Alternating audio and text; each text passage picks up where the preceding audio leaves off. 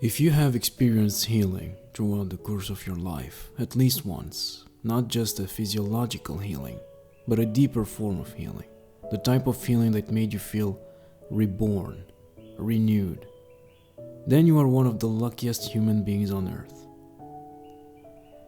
Throughout the course of our lives, we go through all kinds of experiences. Some of them make us happy and give us a feeling of expansion.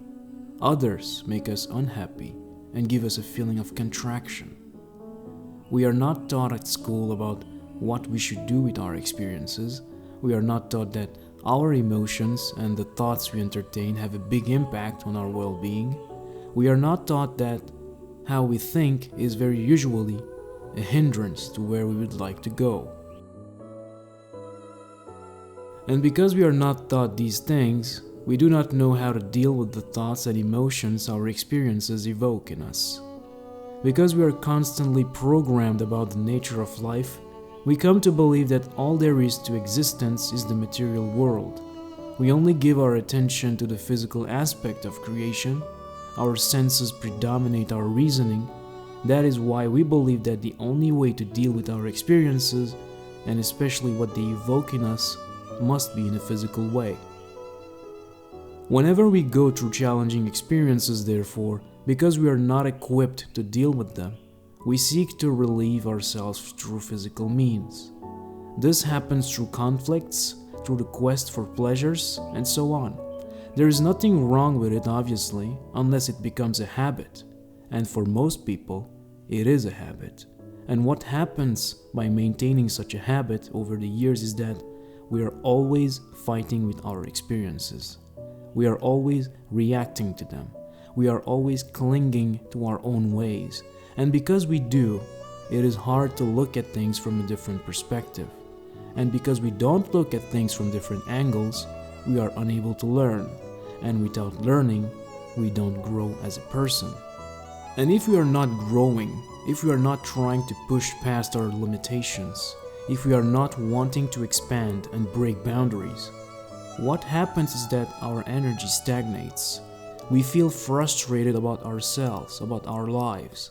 We blame the world for our problems. We give away our power to the government, to institutions, and to people in general. We become more fearful, and generally not because of fearful adversaries or events, but because of the fact that we refuse to do something about our fears.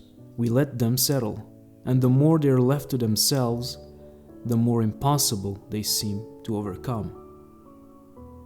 This is what makes most people passive today.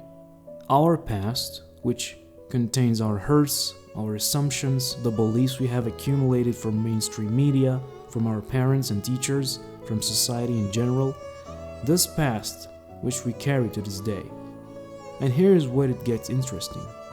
When we are hurt for the first time, we are aware that it hurts.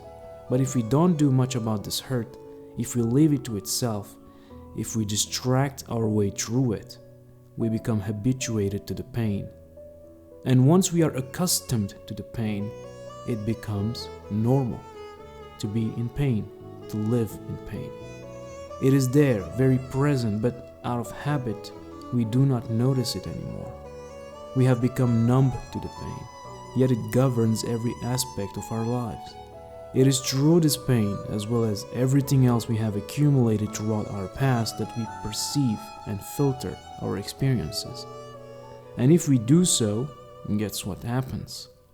Instead of healing those feelings when they come to the surface, usually by interacting with others in different dynamics, we blame them for our suffering, and it keeps us locked in repetitive cycles that benefit no one. That's why it's so important not to take things personally, especially in the case of relationships. Now, how do we become more aware of those hurts we have repressed? How do we bring our fears to the surface? How do we free ourselves from unnecessary burdens we have been clinging to for too long? One thing we have to understand is that the person we are trying to become, the place we are trying to go to, they're different from us, from where we are right now in our lives. Our ways, the one we are attached to, they are not necessarily the way, And that is why I introduced this video by saying that if you went through such a powerful form of healing, in which you released an aspect of yourself you have identified with, you are really lucky. Because now you have opened a door, one that will make you more skeptical about all those things you believe to be true about yourself. And what does this organically create in you? Humbleness. There is a reason why we are taught that humbleness is key to spiritual growth. If we are always assuming that we are right, then we cannot learn. If, on the other hand, we try not to assume much, but instead continuously evaluate ourselves as well as what is happening in our lives, usually through introspection, contemplation, and different forms of meditation, then we are open to learning. We are open to looking at life from different angles. And this is what allows us to get out of our own heads and embrace healthier ways of living. Now, how do we make this happen for ourselves?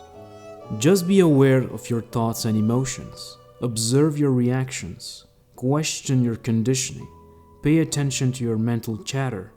And do it as often as you can. What you are basically doing through this process is gathering intel. You are learning about yourself directly. You are an investigator. You need the whole picture to understand your situation. Another suggestion would be this. Don't take things personally. It's not easy, especially if you're not familiar with it, but give it a try. Your brain will learn in time. Don't take things personally and live with an open heart. Wisdom and love go hand in hand. Until next time.